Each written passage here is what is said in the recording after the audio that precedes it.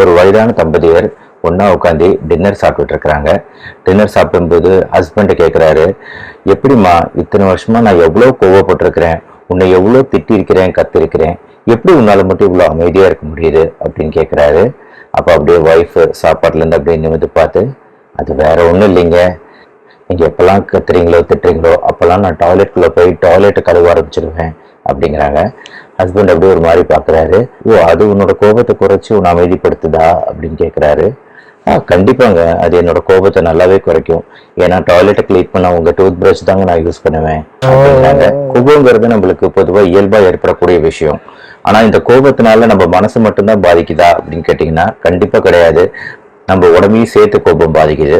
கோபப்படுறவங்களுக்கு மாரடைப்பு வர்றதுக்கான சாத்தியக்கூறுகள் 10% அதிகம்னு சொல்றாங்க.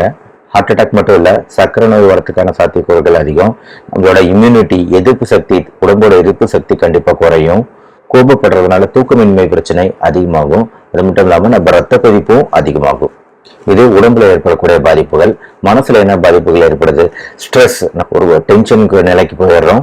அந்த டென்ஷன் நிலையில போகும்போது நம்ம ஆட்டோமேட்டிக்கா டிப்ரெஷனுக்கு போறோம், பலவிதமான மனநோய்களுக்கு ஆளாகிடுறோம். நம்மளை சுத்தி நடக்கிற பல விஷயங்களை டைரக்டா நம்ம எதிர்கொள்ள முடியாம அதுக்கு பதிலாக நம்ம வேற ஒருத்தர் மேல நம்ம கோபத்தை காட்டுறோம். பட் இவ்வளவு பாதிப்புகளை உண்டாக்கக்கூடிய கோபங்கிறது ஒரு நல்ல விஷயம். அதை கரெக்டான வழியில நம்ம சேனலைஸ் பண்ணோம்னா நம்மளுக்கு கோபத்தினால பல நன்மைகள் கிடைக்கும். அதுக்கான வீடியோ தான் இது. இந்த வீடியோ கடைசி வரைக்கும் பாத்தீங்கன்னா கோபத்தை எப்படி எதிர்கொள்ளணுங்கிறதுக்கான அருமையான ஈஸியான டிப்ஸ் உங்களுக்கு நான் சொல்ல போறேன். Welcome to our channel. Tibet நாட்டுல ஒரு மிகப்பெரிய குருகுலம் இருந்திருக்குது. இந்த குருகுலத்துல நிறைய மாணவர்கள் படிச்சுட்டு இருக்கிறாங்க. இங்க ஒரு ரொம்ப ஃபேமஸான ஒரு குரு இருந்திருக்கிறாரு. அப்போ அந்த குருகுலத்துல ஒரு புதுசா ஒரு மாணவன் போய் அந்த குருகுலத்துல சேர்றான். அந்த மாணவனை அங்க இருக்கிற மாணவர்கள்லாம் ஒரு மாதிரி எப்பவுமே டெய்லி கிண்டல் பண்ணியும் கேலியும் பண்ணிக்கிட்டு இருக்கிறாங்க. உன்னால இந்த எக்ஸசைஸ் பண்ண முடியாது, நீ ரொம்ப குட்டையா இருக்கிற, மூஞ்ச பேரு, மூக்க பேரு, சப்ப முக்கா அப்படின்னு போட்டு கண்ணா பின்னாடி எப்ப பார்த்தாலும் அவனை கிண்டலும் கேலியும் பண்றாங்க. எனக்கு பயங்கரமான கோபம் உண்டாகுது. பட் இவனால எதுவும் பண்ண முடியல. அதனால அந்த குருகுலத்தோட தலைவர்கிட்ட போய், குரு கிட்ட போய், குருவே என்னை இப்படி எல்லாம் போட்டு ரொம்ப கிண்டல் பண்றாங்க குருவே, என்னால ஒண்ணுமே முடியல, பயங்கரமா கோபம் வருதுக்கு குருவே, இவ்வளவு மோசமா என்ன வார்த்தைகள் பேசுறாங்க, இவ்வளவு மோசமா என் உடம்பை பத்தி பேசுறாங்க, என்னோட ஃபேமிலியை பத்தி பேசுறாங்க அப்படின்னு இந்த மாணவன் சொல்றான் குரு கிட்ட. குரு அப்படியே ஒரு அமைதியா அவனை பாக்குறாரு. இந்த மாணவனை பார்த்துட்டு, உன்னோட கால்களை தா அப்படிங்கிறாரு. எனக்கு ஒண்ணுமே புரியல. எல்லாரும் இவ்வளவு தூரம் நம்ம பேசிட்டு இருந்ததெல்லாம் குரு கேட்டாரா இல்லையா, இங்க நம்ம கால்களை தான் கேட்கிறாரு அப்படின்னு நினைச்சுக்கிட்டு, குருவே நான் சொன்னது உங்களுக்கு எதுவும் பேச வேண்டாம், உன்னோட கால்களை எனக்கு தா அப்படிங்கிறாரு.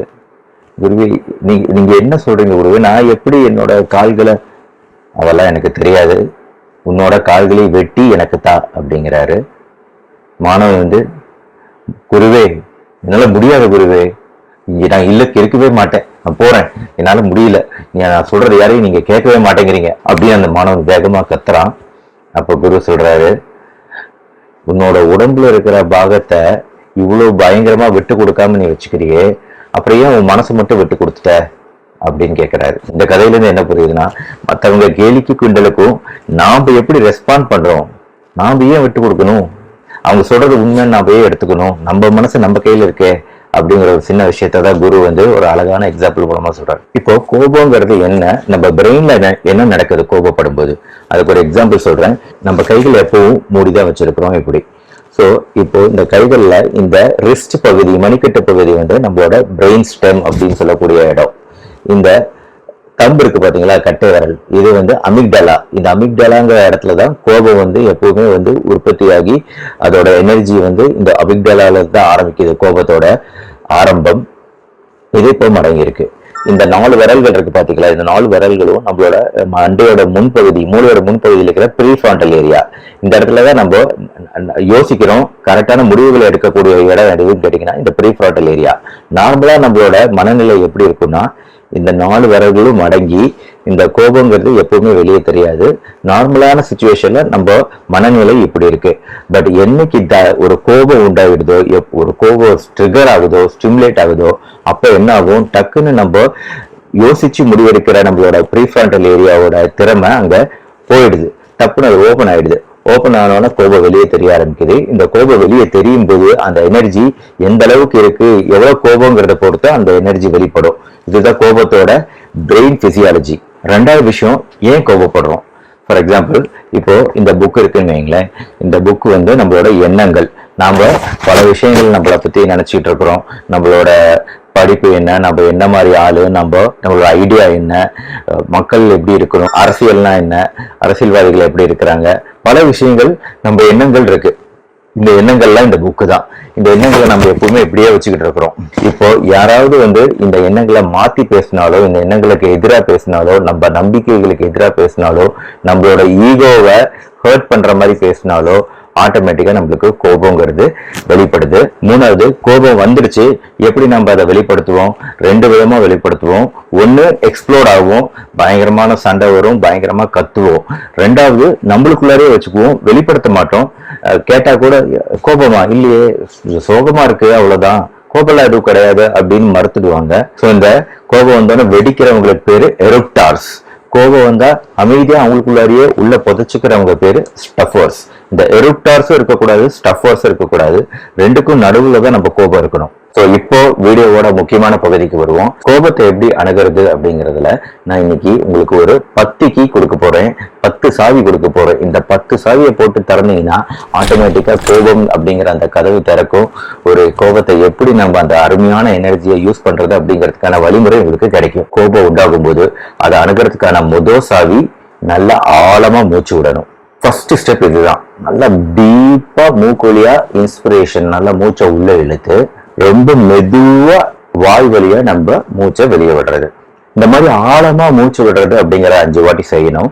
இதனால என்ன நன்மைனா, இந்த ஆழமா மூச்சு விடுதல் அப்படிங்கிறது நம்ம உடம்புல 2 விதமான நர்வ்ஸ் இருக்கு. Sympathetic nerve system, parasympathetic nerve system. இந்த பாராசிம்பத்தட்டிக் நர்வ் சிஸ்டம் இந்த ஆழமாக மூச்சு விடுறதுனால ஆக்டிவேட் ஆகும். அது இயல்பாகவே நம்மளோட கோபத்தை குறைக்க ஆரம்பிக்கும். அடுத்து நம்ம கோபம் வந்தோன்னு வெடிக்கிறதுக்கான பல விஷயங்களை பார்த்தோம் இல்லையா, அதையெல்லாம் நம்ம குறைக்கிறதுக்கு முயற்சி பண்ணணும். பற்கள் கடிக்கிறீங்க, கிளென்சிங் ஒரு டீத்துங்கும் போது அதை லூசன் அப் பண்ணணும். ஷோல்டர்ஸ்லாம் ரோல் அப் பண்ணணும், ஏன்னா ஷோல்டர்ஸ்லாம் டென்ஷன் ஆக ஆரம்பிக்கும் அந்த சமயத்துல. அடுத்து நம்ம கழுத்து பகுதியெல்லாம் ஜென்டலா ஒரு மசாஜ் பண்ணணும். ஆட்டோமேட்டிக்கா நம்ம கோபத்தோட வீரியம், கோபத்தோட எனர்ஜி லெவல் குறையும். ரெண்டாவது சாவி, உங்கள் எண்ணங்களோட ரொம்ப அட்டாச் ஆகி இருக்காதீங்க, எண்ணங்களை தள்ளி வச்சு பாருங்க. ஃபார் எக்ஸாம்பிள் ஏற்கனவே நான் சொன்னேன் இல்லையா, இந்த எண்ணங்கள்ங்கிறது இந்த புக்கு தான், இதுலதான் வந்து நம்மளோட எண்ணங்கள், தாட்ஸ் எல்லாம் இருக்கு. ஸோ இப்போ ஃபார் எக்ஸாம்பிள் நானே என்னையே எடுத்துக்கிட்டா, நீங்க ஏன் இப்படி எப்போ பார்த்தாலும் வீடியோ போட்டுட்டு இருக்கீங்க, வேற பொறுப்பே இல்லையா, இதனால உங்களுக்கு என்ன பெனிஃபிட் வருது அப்படின்னு கேட்கும்போது நம்மளுக்கு ஆட்டோமேட்டிக்கா கோபம் வராது. ஆனா அந்த கோபங்கிறது எதனால வருதுன்னா, நம்ம ஒரு பர்டிகுலர் ஐடியா வச்சிருக்கிறோம் இங்க, நம்ம மனசுக்கு பிடிச்ச ஒரு விஷயத்த பண்றோம் அப்படிங்கிற ஒரு விதமான ஐடியா, பர்சனல் ஐடியா இதுக்குள்ள இருக்கு. ஸோ நாம என்ன பண்றோம், இந்த எண்ணத்தை தள்ளி வைக்கிறோம். ஸோ இந்த எண்ணத்தை நம்ம தள்ளி வச்சு பார்க்கும்போது அவங்க சொல்றது, நம்மளுக்கு கோபம் வந்து சொல்றவங்க மேல ஏற்படாது, பட் அவங்க வந்து சொல்றது, அவங்க நம்மளோட எண்ணங்களை எதிர்த்து பேசுறாங்க, மாறுபட்டு பேசுறாங்க, அவ்வளவுதான். அதனால இது ஒரு கருத்து வேறுபாடு தான் அப்படிங்கிறது நம்மளுக்கு புரியும். அதனால we have to distance ourselves from our thoughts. நம்மளோட எண்ணங்களை தள்ளி வச்சு பார்த்தாலே ஆட்டோமேட்டிக்கா நம்மளுக்கு அந்த கோபத்தோட அளவு குறையும். நம்ம எண்ணங்களை இறுக்கி பிடிச்சுக்கிட்டோம்னா நம்ம கோபத்தோட அளவு இன்னும் அதிகமாகிட்டே போகும். எண்ணங்களை தள்ளி வச்சோம்னா நம்மளோட கோபத்தோட அளவு கண்டிப்பா குறையும். அடுத்து மூணாவது டெக்னிக், பப்பட் கண்ட்ரோல் டெக்னிக். இப்போ இந்த பொம்மையே இருக்கு, இது ஒரு சின்ன பப்பட். இப்போ இந்த பப்பட்டை பார்த்து நான் பேசுறேன், என்னது இது இவ்வளவு அசிங்கமான மண்டை மூக்கு, இது என்ன கூட ஒரு குட்டி தொத்திக்கிட்டு, இது என்ன குட்டையான காலு, குட்டையான கையு, குட்டையான காலு, பார்க்கவே பயங்கர அசிங்கமா இருக்க, பப்பட் அழுகுது. அடுத்து இல்ல சாரி சும்மா சொன்னேன், ஒட்ட விளையாண்டேன், இல்ல எவ்வளவு கியூட்டா இருக்க, எவ்வளவு சப்பியா இருக்க, எவ்வளவு பிளாக்கி சைஸ், எவ்வளவு அழகான குட்டி பாப்பா, வாவ் சூப்பர் நீ அப்படின்னு சொன்னோம்னா இதுவும் குஷி ஆயிடுது பப்பட்டும். ஸோ இந்த எக்ஸாம்பிள் சொல்றேன், நான் இந்த பப்பட்டை நீங்க எப்பவுமே உங்க கூட வச்சுக்கணும். இது பெரிய பொம்மை இல்ல குட்டி பொம்மை எதுனாலும் வச்சுக்கலாம். நம்ம மனசு அப்படிதான். ஒருத்தரோட வார்த்தைகள் வந்து ரொம்ப நல்லா இருந்துச்சுன்னா ரொம்ப குஷி ஆயிடுறோம் பப்பட் மாதிரி. அவங்களோட வார்த்தைகள் காயப்படுத்துற மாதிரி இருந்துச்சுன்னா ரொம்ப சோகமாயிடுறோம், இந்த பப்பட் மாதிரி சோகமாயிடுறோம். ஆக யார்கிட்ட கண்ட்ரோல் இருக்கு? கண்ட்ரோல் அவங்க கையில இருக்கு. நம்மளை நோக்கி பேசுறவங்க கையில கண்ட்ரோல் இருக்கிறதுனாலதான் நம்மளுக்கு பலவிதமான இமோஷன்ஸ்க்கு ஆளாகிறோம். பட் கண்ட்ரோல் நம்ம கையில இருந்துச்சுன்னு வைங்க, நாம அவங்களோட வார்த்தைக்கு பப்பட்டா ஆகக்கூடாது. நம்ம பப்பட்டா அவங்க சொல்றதுக்கெல்லாம் ஆடுறதுனாலதான் நம்ம கோவப்படுறோம். நம்ம பிரச்சனைகளுக்கு உள்ளாகிறோம். அதனால நம்ம இந்த பப்பட் எப்பவுமே கையில வச்சுக்கணும். நம்ம கண் முன்னாடி இந்த பப்பட் தெரியற மாதிரி ஒரு பொம்மையை எடுத்து உங்க ரூம்ல நீங்க எப்பவுமே அடிக்கடி பாக்குற இடத்துல வைங்க. எப்பெல்லாம் இந்த கோபங்கிற உணர்ச்சி வருதோ உடனே அந்த பப்பட்டை பாருங்க. யார் உங்களை கண்ட்ரோல் பண்றாங்கன்னு உங்களுக்கு புரியும். கண்ட்ரோல் எப்பவுமே உங்க கையில தான் இருக்கணும், மத்தவங்க கையில இருக்கக்கூடாது. அஞ்சாவது என்னன்னா, don't take things personally. For example, ஒரு கமெண்ட் செக்ஷன் இப்ப நம்மளே நிறைய வீடியோ போடுறோம், இல்ல ஃபேஸ்புக்ல ஏதாவது பிக்சர்ஸ் போடுறோம், இல்ல போட்டோஸ் போடுறோம்னா அதுல வந்து மோசமான கமெண்ட்ஸும் விழுவும், நல்ல கமெண்ட்ஸும் விழுவும். நல்ல கமெண்ட்ஸ் பாருங்க, நம்மளுக்கு அதனால ஒரு குஷியான ஃபீலிங் தான் வரும். பட் மோசமான கமெண்ட்ஸ் வந்து விழும்போது it is not regarding me, it is regarding them. அந்த கமெண்ட் போடுறவங்க அவங்கள பத்தி அவங்களோட குணாதிசயங்களை தான் அங்க வெளிப்படுத்துறாங்களே தவிர உங்க கூட டைரக்டா அவங்களுக்கு பரிச்சயமே கிடையாது. எத்தனை பேர் உங்களோட பேசி பழகினவங்க அங்க போட மாட்டாங்க, பட் உங்களோட பேசி பழகாதவங்க தான் அந்த மாதிரி நெகட்டிவ் கமெண்ட் போடுவாங்கன்னு வைங்களேன். அப்படிங்கும்போது நீங்க அதை ஒரு பெரிய விஷயமா எடுத்துக்கவே தேவையில்லை. It is reflecting their own. அந்த நெகட்டிவ் கமெண்ட் போடுறவங்களோட பர்சனாலிட்டியை தான் அது காமிக்கிறதே தவிர உங்க பர்சனாலிட்டி அந்த கமெண்ட் காமிக்கல. அதனால டோன்ட் டேக் திங்ஸ் பர்சனலி. அடுத்து ஆறாவதுக்கு என்னன்னா, learning to let go of things. சில விஷயங்களை அப்படி விட்டுறணும். ஃபார் எக்ஸாம்பிள், நம்ம கோபம்னு வரும்போது ஆட்டோமேட்டிக்கா சில வார்த்தைகள் எல்லாருமே ப்ரொனவுன்ஸ் பண்ணுவாங்க. அது இந்த கோபத்தை இன்னும் அதிகமாகும். நெவர், ஆல்வேஸ், எப்ப பார்த்தாலும் இதேதான். என்னைக்குதான் நீங்க கரெக்டா பண்ணிருக்கிறீங்க? ஏன்டா இப்படி பண்ணிக்கிட்டே இருப்பீங்க? எப்பவுமே உங்களுக்கு நல்ல எண்ணமே வராதா? எப்பவுமே, என்னைக்குமே, ஏன்தான், வாட் இட் சேஸ், நீங்க எப்பவுமே இப்படிதான் இருந்தீங்க, நீங்க அதை பர்சனலா எடுத்துக்கிட்டு உடனே கோபத்தோட அளவு இன்னும் அதிகமாக தான் சான்சஸ் ஆகும். அதனால you have to learn to let go of things. சில விஷயங்களை வந்து, சில வார்த்தைகள் வந்து கோபத்தினால ஆட்டோமேட்டிக்கா மனுஷங்க வாயிலிருந்து வரும் அப்படிங்கறத புரிஞ்சுக்கிட்டீங்கன்னா அது ஒரு பெரிய விஷயமா எடுத்துக்க மாட்டீங்க. அடுத்து ஏழாவதுக்கு, being aware of what goes on inside our body. நம்ம உடம்புக்குள்ள என்ன மாற்றங்கள் இருக்குங்கிறத நீங்க எப்பவும் கான்சியஸா அதை வாட்ச் பண்ணிக்கிட்டே இருக்கணும். ஃபார் எக்ஸாம்பிள், நீங்க சாப்பிட்டீங்களா, காலையில சாப்பிடாம மதியானம் விரதம் இருக்கிறேன்னு மதியானம் வரைக்கும் வெயிட் பண்ணும்போது அந்த சமயத்துலலாம் கோபத்தோட அளவு 10 மடங்கு அதிகமாகுங்கிறத நீங்க எல்லாருமே எக்ஸ்பீரியன்ஸ் பண்ணி பார்த்திருப்பீங்க. அதனால we have to be aware of our body. நம்ம உடம்பு எனர்ஜெட்டிக்கா இருக்கா, நம்ம சோர்வா இருக்கிறோமா, இல்ல தூக்கம் தூக்கம் பத்தலையா அப்படிங்கிற விஷயங்கள் எல்லாம் எப்பவுமே நீங்க புரிஞ்சிருக்கணும். ஸோ இந்த மாதிரி சமயங்கள் எல்லாம் உங்களுக்கு கோபத்தோட அளவு அதிகரிக்கும். அடுத்து எட்டாவதுக்கு, இப்படி உங்க உடம்புக்குள்ள ஏற்படுற விஷயங்கள், உங்க மனசுல இருக்கிற விஷயங்கள், இதெல்லாம் ப்ராப்பரா கம்யூனிகேட் பண்ண தெரியணும். கோபம் ஏற்படும் போது, இந்த மாதிரி எனக்கு கொஞ்சம் சாப்பிடல, அதனால கொஞ்சம் டயர்டா இருக்கு, அதனாலதான் எனக்கு ரொம்ப கோபம் வருது அப்படிங்கிற விஷயத்த சொல்ல ஆரம்பிச்சிட்டீங்கன்னாவே ஆட்டோமேட்டிக்கா உங்க கோபத்தோட அளவு குறைய ஆரம்பிக்குதுன்னு அர்த்தம். அடுத்து 9வது என்னன்னா, டூ இட் டிஃபரெண்ட்லி. வித்தியாசமா கோபத்தை அடங்குங்க. உங்களுக்கு தெரியும் கோபத்தினால உங்க உடம்பு மனசு ரெண்டுமே பாதிக்கு அப்படிங்கிறது. அதே மாதிரி கோபத்தினால மற்றவங்களோட மனசு உடம்பு ரெண்டுமே பாதிக்குது அப்படிங்கிறது தெரியுது. ஸோ கோபம் வர சமயத்துல நம்ம உடம்பையும் காயப்படுத்தக்கூடாது, மற்றவங்க மனசையும் காயப்படுத்தக்கூடாது அப்படிங்கிற மைண்ட் செட்டுக்கு வந்துட்டோம்னா ஆட்டோமேட்டிக்கா நம்ம உடம்புல நல்ல ஹார்மோன்ஸ் சுரக்க ஆரம்பிச்சிடுது. கார்டிசால் அப்படிங்கிற கெட்ட ஹார்மோன், ஸ்ட்ரெஸ் ஹார்மோன் நம்ம உடம்பை பாதிக்குது. பட் எப்ப நம்ம கோபத்தை நல்ல விதமா அணுகிறோமோ நம்ம உடம்புல ஆக்சிடோசின் அப்படிங்கிற நல்ல ஹார்மோன் லெவல் அதிகமாகும். ஸோ இது நம்ம உடம்புக்கு நல்ல ஒரு புத்துணர்ச்சியான ஃபீலிங்கை தரும். அடுத்து 10வது கடைசிக்கு, இப்போ வந்து கோபத்தோட லெவல் எல்லாம் ஆட்டோமேட்டிக்கா நல்லா குறைச்சி ஒரு ப்ராப்பரான மைண்ட் செட்ல இருக்கிறீங்க. இந்த மனநிலையில தான் நீங்க இப்போ கோபத்தையே அப்ரோச் பண்ணணும். இந்த கோபம் வந்து எதனால வந்துச்சு, ஏன் வந்துச்சு, இப்போ அதை தள்ளி நின்று பாக்குறீங்க கோபத்தை. ஸோ இப்போ இந்த கோபத்தினால என்ன ஆக்ஷன் எடுக்கணும், என்ன நம்ம தப்பு பண்றோம், நாம தப்பு பண்றோமா, இல்ல அந்த சைடு ஆப்போசிட் சைடு தப்பு இருக்கா, அதுக்கு எப்படி நம்ம அணுகணும் அப்படிங்கிற கரெக்டான வழிமுறை இந்த கடைசிக்கு கிடைக்கும், இந்த கடைசி சாவியில் கிடைக்கும். இப்போ நீங்க கோபத்தை அணுகிற விதம் ரேஷனலா இருக்கும், இமோஷனலா இருக்காது. நீங்க ஒரு உணர்ச்சிகரமா, ஒரு உணர்ச்சி பூர்வமா அந்த கோபத்தை அணுகும்போது தான் கெட்ட விஷயங்கள் நடக்குது. பட் நம்ம மனசுல இருந்து யோசிச்சு அந்த கோபத்தை அணுகும்போது நம்ம அதுக்கு கரெக்டான சொல்யூஷனை தேடுவோம், கரெக்டான ஆக்ஷன்ஸ் இருக்கும் நம்ம கிட்ட இருந்து. ஸோ நம்ம கோபத்தை ஒரேடியா கட்டுப்படுத்தவும் கூடாது, ஒரேடியா வெடிக்கவும் கூடாது. ரெண்டுக்கும் நடுவுல ஒரு நடுநிலைமையான பாத் கிடைக்கணும்னா நான் சொன்ன இந்த 10 ஸ்டெப்ஸ் நீங்க ஃபாலோ பண்ணீங்கன்னா கண்டிப்பா கிடைக்கும். ஃபியூ போனஸ் பாயிண்ட்ஸ் நான் உங்களுக்கு சொல்றேன். First point, maintaining the relationship is more important than winning an argument.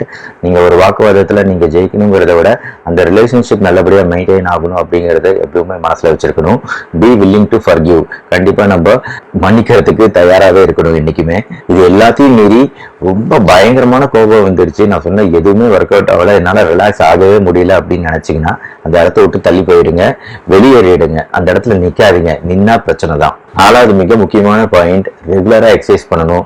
30 minutes day at least minimum exercise பண்ணணும் போது ஆட்டோமேட்டிக்கா நம்ம hormone levels, physical condition, physical fitness இதெல்லாம் சேர்ந்து நாட் ஒன்லி நம்ம உடம்பு சம்பந்தப்பட்ட பிரச்சனைகள், மனசு சம்பந்தப்பட்ட பிரச்சனைக்கும் எக்ஸசைஸ், பிசிக்கல் எக்ஸசைஸ்ங்கிறது ஒரு மிகப்பெரிய சொல்யூஷன். அதை ரெகுலரா நம்ம பண்ணியே ஆகணும். கோபம் அப்படிங்கிற அந்த உணர்ச்சியை நம்ம ஒரு எதிரியா பார்க்காம கோபங்கிற உணர்ச்சியை ஒரு ஃப்ரெண்டா பார்த்தோம்னா நம்ம கிட்ட இருந்து வரக்கூடிய ஆக்ஷன் அப்படிங்கிறது ஒரு கன்ஸ்ட்ரக்டிவா இருக்கும், டிஸ்ட்ரக்டிவா இருக்காது. அதாவது ஆக்கப்பூர்வமா இருக்கும், அழிவை நோக்கி போகாது.